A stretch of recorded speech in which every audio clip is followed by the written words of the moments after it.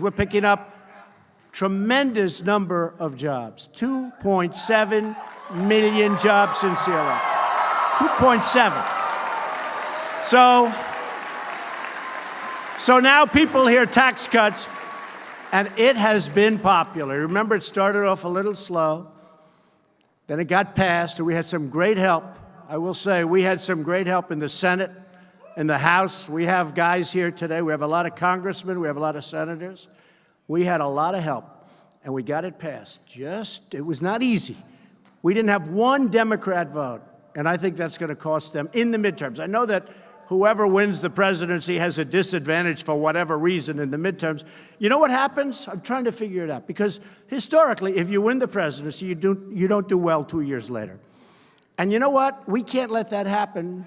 And I know what happens. I finally figured it out. Nobody's been able to explain it. It just happens statistically almost all of the time for many years. What happens is you fight so hard to win the presidency. You fight, fight, fight. And now only 2 years, that's a very short period. And by the time you start campaigning, it's a year. And now you got to go and fight again, but you just won. So nobody has that same drive that they had.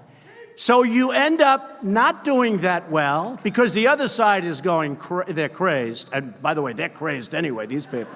They are really crazed, right? So, because, I kept trying to say, why is this? But it's just there.